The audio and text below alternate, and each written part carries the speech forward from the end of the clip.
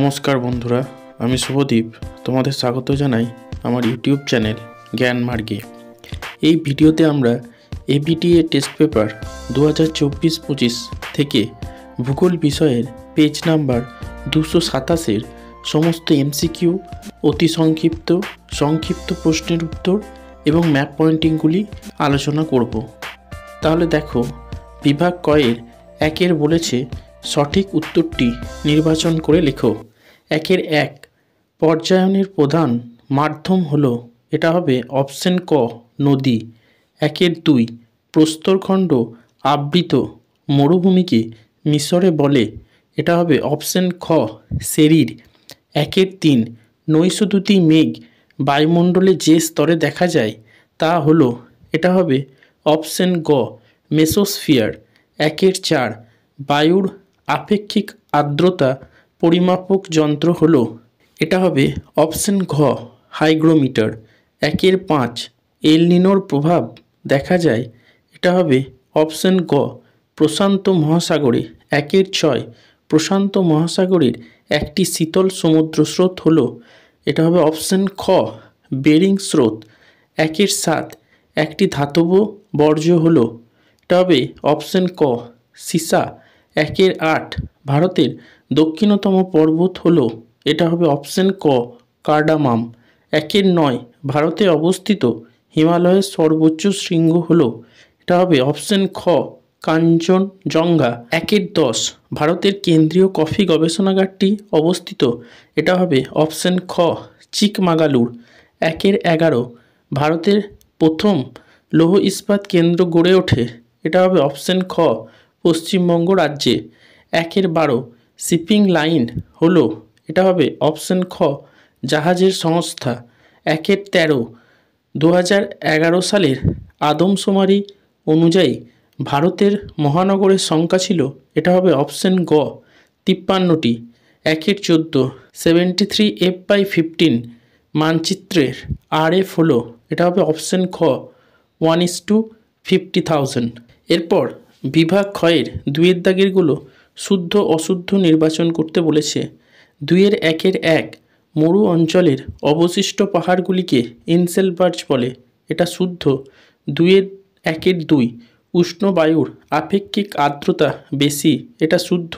দুইয়ের একের তিন, মেঘালয় মালভূমির দাক্ষিণাত্য মালভূমির বিচ্ছিন্ন অংশ, এটা শুদ্ধ। দুইয়ের একের চার, সূর্য চন্দ্র যখন পৃথিবীর সাথে সমকোণে থাকে তাকে সিজিগি বলে, এটা অশুদ্ধ। দুইয়ের একের পাঁচ, তথ্য প্রযুক্তি শিল্পকে গ্লোবাল শিল্প বলে, এটা শুদ্ধ। দুইয়ের একের ছয়, ভূবৈচিত্র্যসূচক মানচিত্রে জনবসতিকে লাল রঙে দেখানো হয়, এটা শুদ্ধ। দুইয়ের একের সাত, অ্যামোনিয়া একটি কঠিন বর্জ্য, এটা অশুদ্ধ। এরপর দুইয়ের দুই বলেছে উপযুক্ত শব্দ বসিয়ে শূন্যস্থান পূরণ করো। দুইয়ের এক বলেছে পলল বেজুনি নদীর ড্যাশ গতিতে গড়ে ওঠে, উত্তর হবে মধ্যগতি। দুইয়ের দুই, জুলাই মাসে সর্বনিম্ন তাপমাত্রা দেখা যায় ড্যাশ মহাদেশে, উত্তর হবে আন্টার্কটিকা। দুইয়ের তিন, ভারতের জনবন্টনের সূচক হলো ড্যাশ, উত্তর হবে জনঘনত্ব। দুইয়ের চার, মৌসুমি বায়ুর প্রত্যাবর্তন ঘটে ড্যাশ জেট বায়ুর প্রভাবে, উত্তর হবে উপক্রান্তীয় পশ্চিমা। দুইয়ের পাঁচ, মালাবার উপকূলের বালিয়াড়িকে স্থানীয় ভাষায় ড্যাশ বলে, উত্তর হবে থেরিস। দুইয়ের ছয়, ডিউরিক ক্রাস্ট ড্যাশ মৃত্তিকায় দেখা যায়, উত্তর হবে ল্যাটেরাইট। দুইয়ের সাত, ভাঙা টিভি একটি ড্যাশ ধরনের বর্জ্য, উত্তর হবে ইলেকট্রনিক্স বা বর্জ্য। এরপর দুইয়ের তিনের বলেছে দু একটি শব্দে উত্তর দাও। দুইয়ের তিনের এক, কেটল হ্রদের তলদেশে সঞ্চিত পলি কী নামে পরিচিত, উত্তর হবে ভার্ব। দুইয়ের দুই, পৃথিবীর বৃহত্তম উপত্যকা হিমবাহ কোনটি, উত্তর হবে আলাস্কার হুবার্ড। দুইয়ের তিন, হীরক চতুর্ভুজ কোন পরিবহন মাধ্যমের সাথে জড়িত, উত্তর হবে রেল। দুইয়ের চার, বায়ুমণ্ডলের কোন স্তরে বেতার তরঙ্গ প্রতিফলিত হয়, উত্তর হবে আয়নোস্ফিয়ার। দুইয়ের পাঁচ, বন্যা নিয়ন্ত্রণে কোন খালের ভূমিকা সর্বাধিক, উত্তর হবে প্লাবনখাল। দুইয়ের ছয়, কাশ্মীর উপত্যকার উর্বর পলিমাটি কী নামে পরিচিত, উত্তর হবে কারেওয়া। 2-3-7 ভারতের জরিপ সংস্থার প্রধান কার্যালয় কোথায় অবস্থিত? উত্তর হবে দেরাদুনে। 2-3-8 শতকরা বনভূমির হারে ভারতের কোন রাজ্য এগিয়ে? উত্তর হবে মিজোরাম। এরপর 2-4 বলেছে বাম দিকের সাথে ডান দিক মিলিয়ে লেখো। 2-4-1 সেল, এটা হবে অপশন 4 নিউ দিল্লি। 2-4-2 পবন হংস, এটা হবে অপশন 1 আকাশপথ। 2-4-3 উত্তর পূর্ব রেলপথ, এটা হবে অপশন 2 গোরক্ষপুর। 2-4-4 মরু অঞ্চলের ক্ষয়সীমা, এটা হবে অপশন 3 প্লায়া হ্রদ। এরপর বিভাগ গয়ের 3-এর দাগেরগুলো বলেছে নিচের প্রশ্নগুলির সংক্ষিপ্ত উত্তর দাও। 3-1 বলেছে অবরোহণের সংজ্ঞা দাও। উত্তর হবে বহির্জাত যেসব প্রাকৃতিক শক্তি ও প্রক্রিয়াগুলির মাধ্যমে ভূপৃষ্ঠের উঁচু জায়গাগুলি ধীরে ধীরে ক্ষয়ে গিয়ে ক্রমশ নিচু হয়ে আসে, সেই প্রক্রিয়া বা প্রক্রিয়াগুলিকে একত্রে অবরোহণ বলে। এরপর 3-1 অথবাটা বলেছে পলল ব্যাজনীর উৎপত্তি কিভাবে ঘটে? উত্তর হবে পার্বত্য অঞ্চল থেকে সমভূমিতে নামামাত্র নদীপথের ঢাল অত্যন্ত কমে আসে বলে জলস্রোতের তীব্রতাও কমে আসে, ফলে নুড়ি বালি কাঁটা প্রভৃতি পর্বতের ঠিক পাদদেশে শঙ্কুর আকারে সঞ্চিত হয়। এগুলিকে বলে পলল শঙ্কু। এরকম একাধিক পলল শঙ্কু পাশাপাশি অবস্থান করে অর্ধবৃত্তাকার হাত পাখার মতো দেখতে যে ভূমিরূপ সৃষ্টি করে তাকে পলল ব্যাজনী বলে। এরপর 3-2 বলেছে হিমপ্রাচীরের সংজ্ঞা দাও। উত্তর হবে উত্তর আটলান্টিক মহাসাগরে সুমেরু অঞ্চল থেকে আগত লাব্রাডর স্রোতের শীতল ও গাঢ় সবুজ রঙের জলের পাশ দিয়ে বিপরীত দিকে প্রবাহিত উপসাগরীয় স্রোতের উষ্ণ ও গাঢ় নীল রঙের জলের সীমারেখা স্পষ্ট দেখা যায়, এই সীমারেখাকে হিমপ্রাচীর বলে। এরপর 3-2 অথবাটা বলেছে অশ্ব অক্ষাংশ কাকে বলে? উত্তর হবে আগেকার দিনে পালতোলা জাহাজসমূহ উত্তর গোলার্ধের উপক্রান্তীয় শান্ত বলয়ের মধ্য দিয়ে যাবার সময় বেশ কিছুদিন গতিহীন অবস্থায় থাকতে বাধ্য হতো। খাদ্য ও পানীয় জলের ব্যবহার কমাতে ও জাহাজকে কিছুটা হালকা করার জন্য নাবিকেরা অনেক সময় অশ্বকে জলে ফেলে দিত। এজন্য 30 ডিগ্রি থেকে 35 ডিগ্রি উত্তর অক্ষাংশকে অশ্ব অক্ষাংশ বলে। এরপর 3-3 বলেছে নিষ্কাশন কি?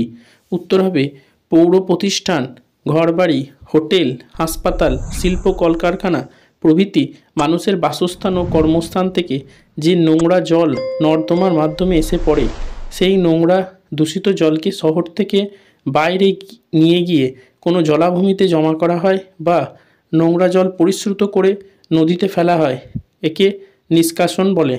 এরপর 3-3 অথবাটা বলেছে ভরাটকরণ বলতে কী বোঝো? উত্তর হবে যে নির্ধারিত স্থানে কঠিন জৈব ভঙ্গুর বর্জ্যগুলিকে একটি বৈজ্ঞানিক উপায়ে ফেলে তাদের বিয়োজন ঘটানো হয়, সেই স্থানগুলিকে বলা হয় ভরাটকরণ বা ল্যান্ডফিল। এরপর 3-4 বলেছে মালনাদ বলতে কী বোঝো? উত্তর হবে মালনাদ কথাটির অর্থ হলো পাহাড়ি দেশ। কর্ণাটক মালভূমির অধিক উচ্চ দক্ষিণ ও পশ্চিমাংশকে মালনাদ বলে। এরপর 3-4 অথবাটা বলেছে প্লাবন খাল কি? উত্তর হবে যেসব খালগুলি কেবলমাত্র বর্ষার জলে পুষ্ট হয় এবং নদী থেকে কাটা হয়, অর্থাৎ যেসব খাল থেকে 12 মাস জলসেচ করা সম্ভব হয় না, কেবলমাত্র বর্ষাকালে জলসেচ করা হয়, তাদের প্লাবন কাল বলে। এরপর 3-5 বলেছে পশ্চিমী ঝঞ্ঝা কি?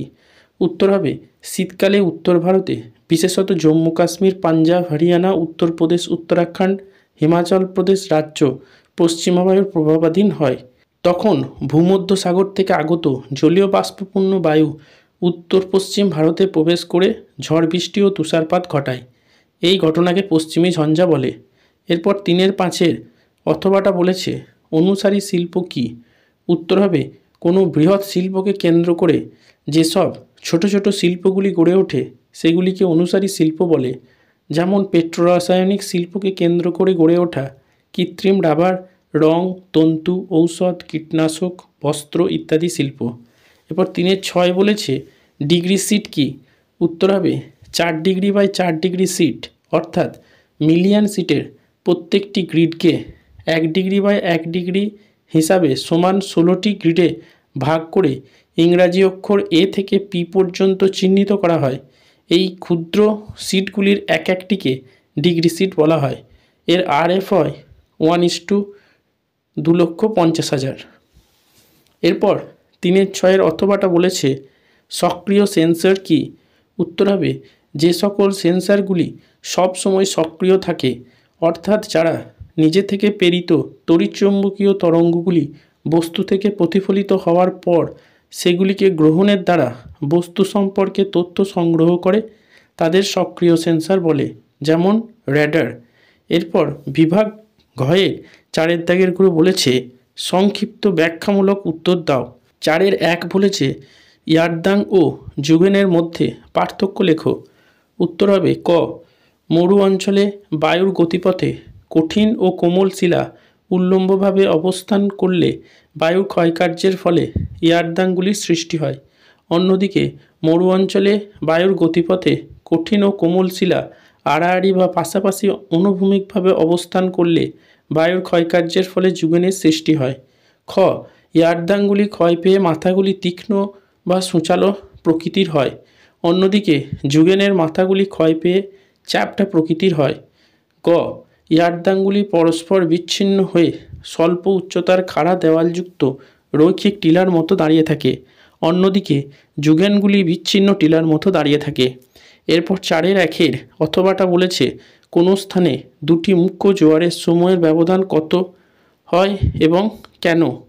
উত্তর হবে কোনো স্থানে দুটি মুখ্য জোয়ারের মধ্যে সময়ের ব্যবধান হয় 24 ঘন্টা 52 মিনিট, কারণ পৃথিবী নিজ মেরুরেখার উপর পশ্চিম থেকে পূর্ব দিকে আবর্তন করে এবং চাঁদও নিজ কক্ষে পৃথিবীর পশ্চিম থেকে পূর্ব দিকে পরিক্রমণ করে 27.1 দিনে, অর্থাৎ একদিনে চাঁদ অতিক্রম করে 13 ডিগ্রি 10 মিনিট 14.63 সেকেন্ড কৌণিক দূরত্ব বা পথ। সুতরাং এই মুহূর্তে পৃথিবী যে দ্রাঘিমা রেখাটি চাঁদের সম্মুখে রয়েছে 24 ঘন্টা পর 360 ডিগ্রি আবর্তন করে সেই দ্রাঘিমা রেখা আবার তার পূর্বের অবস্থানে ফিরে আসার মধ্যে চাঁদ তার কক্ষপথে 13 ডিগ্রি 10 মিনিট 14.63 সেকেন্ডের মতো পথ এগিয়ে যায় এবং এই পথ যেতে সময় লাগে 52 মিনিট 41 সেকেন্ড। ফলে সেই দ্রাঘিমা রেখার পুনরায় সম্মুখীন হতে চাঁদের অতিরিক্ত 52 মিনিট সময় লাগে। এরপর 4-2 বলেছে 3R বলতে কি বোঝো? উত্তর হবে বর্জ্য ব্যবস্থাপনার ক্ষেত্রে একটি কার্যকরী পদ্ধতি হলো 3R। 3R এর অর্থ হলো রিডিউস বা পরিমাণ হ্রাস, রিইউজ বা পুনর্ব্যবহার এবং রিসাইকেল বা পুনর্নবীকরণ। পরিমাণ হ্রাস বা রিডিউস গৃহস্থালী ও অন্যান্য কাজে যাতে বেশি আবর্জনা তৈরি না হয় সেদিকে লক্ষ্য রাখতে হবে। জিনিস অপচয় না করে জীবনযাত্রার মান পাল্টে ও ব্যবহার করা জিনিস সরাসরি ফেলে না দিয়ে আবর্জনা সৃষ্টি হ্রাস করতে হবে সকলের মিলিত প্রচেষ্টায়। পুনর্ব্যবহার বা রিইউজ ব্যবহৃত বর্জ্য জিনিসকে বা উপাদানকে পুনরায় ব্যবহার উপযোগী করে তোলার প্রক্রিয়াকে সাধারণভাবে পুনর্ব্যবহার বলা হয়। পুনর্ব্যবহারের মাধ্যমে একদিকে যেমন মূল্যবান উপাদানের পুনরুদ্ধার সম্ভব হয়, তেমন অন্যদিকে এইভাবে বর্জ্য পদার্থের পরিমাণও কমানো যায়। যেমন ফ্লাই অ্যাশকে নিচু জমি ভরাটকরণ ও ইট তৈরি করতে ব্যবহার করা যেতে পারে। আর পুনর্নবীকরণ বা রিসাইকেল যেসব পদ্ধতিতে বর্জ্য পদার্থগুলি পুনরায় উৎপাদন পদ্ধতিতে একই জিনিস উৎপাদন করা হয়, তবে নতুন পদার্থের গুণমান আগের থেকে কম হয়, সেই সব পদ্ধতিকে পুনর্নবীকরণ বলে। যেমন পুরাতন কাগজ থেকে নতুন কাগজ বানানো।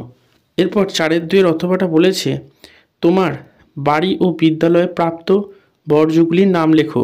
এর উত্তর হবে ক, পয়ঃপ্রণালী সংক্রান্ত বর্জ্য, মলমূত্র, জামাকাপড় কাচা জল, গৃহপালিত পশুর মলমূত্র ইত্যাদি।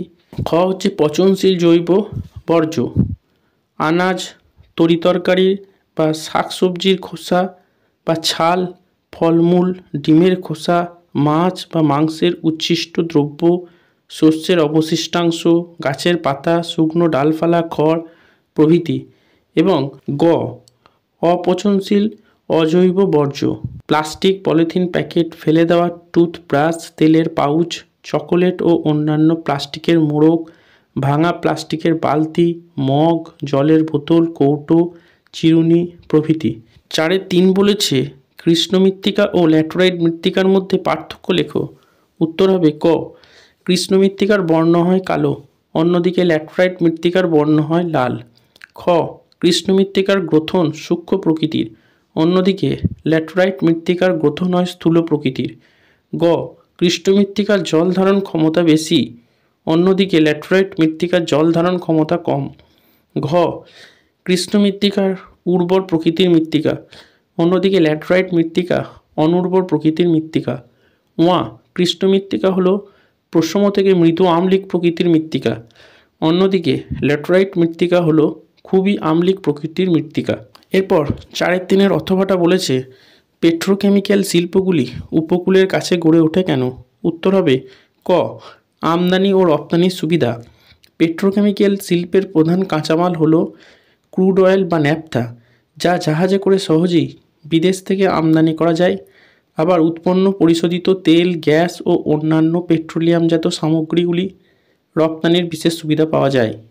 খ, পর্যাপ্ত জলের যোগান।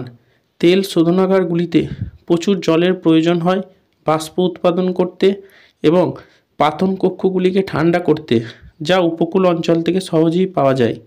গ, নিরাপত্তা। খনিজ তেল খুবই দাহ্য একটি বস্তু, তাই এর পরিবহনের জন্য অনেক ধরনের নিরাপত্তা পদক্ষেপ গ্রহণ করতে হয়। তবে উপকূলবর্তী অবস্থান হলে জলপথের মাধ্যমে দেশের বিভিন্ন প্রান্তে ও বিদেশে তেল পরিবহনের ঝুঁকি অনেক কমে যায়। এরপর 4-4 বলেছে উপগ্রহ চিত্রের 3টি গুরুত্ব লেখো। উত্তর হবে ক, উপগ্রহ চিত্রের মাধ্যমে খুব কম সময়ে অনেকটা এলাকার তথ্য সংগ্রহ করা সম্ভব হয় বলে অর্থ ও সময়ের অপচয় কম হয়।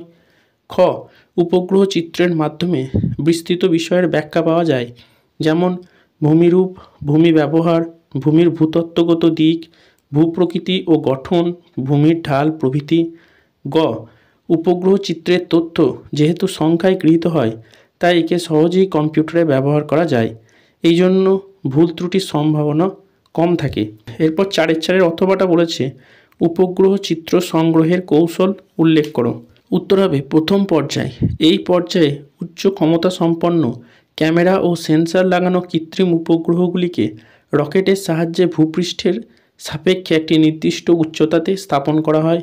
দ্বিতীয় পর্যায়, এরপরে কৃত্রিম উপগ্রহে যুক্ত সেন্সরগুলির দ্বারা পৃথিবীর বিভিন্ন বস্তু বা উপাদান থেকে প্রতিফলিত তড়িৎচুম্বকীয় তরঙ্গগুলি গৃহীত হয়ে বিভিন্ন সংখ্যার আকারে জমা হয়।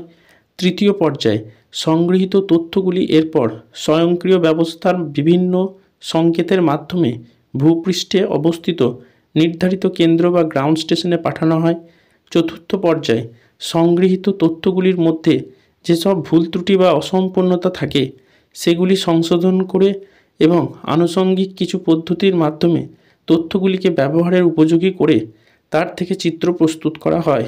পঞ্চম পর্যায়ে চিত্র তৈরি হলে সেটিকে ভিত্তি করে জিআইএস পদ্ধতির সাহায্যে প্রয়োজন মতো বিভিন্ন ভৌগোলিক বিষয়, যেমন উদ্ভিদ, জলাভূমি, কৃষিক্ষেত্র প্রভৃতি বিষয় সম্পর্কিত বিভিন্ন ধরনের মানচিত্র প্রস্তুত করা হয়।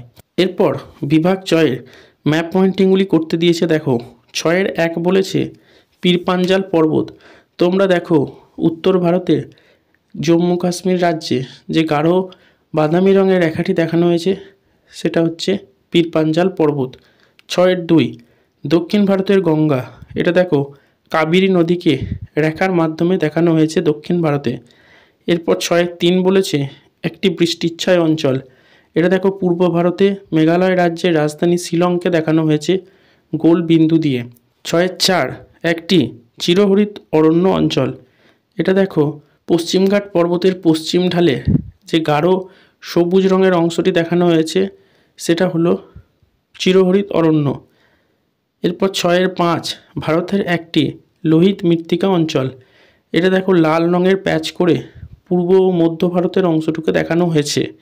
এবার 6-6 একটি গম উৎপাদক অঞ্চল। এটা দেখো পাঞ্জাব, হরিয়ানা এবং উত্তরপ্রদেশের বিস্তীর্ণ অঞ্চলকে হালকা সবুজ রং দিয়ে দেখানো হয়েছে।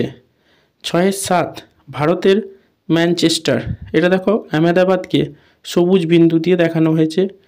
6-8 ভেম্বানাদ কয়াল, এটা দেখো একদম নিচে কেরল রাজ্যে দেখো জলের চিহ্ন দিয়ে ভেম্বানাদ কয়ালকে দেখানো হয়েছে। 6-9 ক্যাম্পেগৌদা আন্তর্জাতিক বিমানবন্দর, এটা দেখো কর্ণাটক রাজ্যে দেখানো হয়েছে বিমানের চিহ্ন দিয়ে ক্যাম্পেগৌদা আন্তর্জাতিক বিমানবন্দরকে। আর 6-10 নবসেবা বন্দর, এটা দেখো মহারাষ্ট্র রাজ্যে জাহাজের চিহ্ন দিয়ে নবসেবা বন্দরকে দেখানো হয়েছে পশ্চিম ভারতে। এই ভিডিওটা দেখে উপকৃত হলে একটি লাইক করবে, কমেন্ট করবে এবং বন্ধুদের সাথে ভিডিওটা শেয়ার করবে। আর চ্যানেলটিতে নতুন ভিজিট করলে অবশ্যই সাবস্ক্রাইব করে নেবে এবং পাশে থাকা বেল আইকনটি প্রেস করে দেবে, যাতে পরবর্তী ভিডিও নোটিফিকেশান তোমরা সবার আগে পেতে পারো। ভিডিওটা সম্পূর্ণ দেখার জন্য ধন্যবাদ। নমস্কার।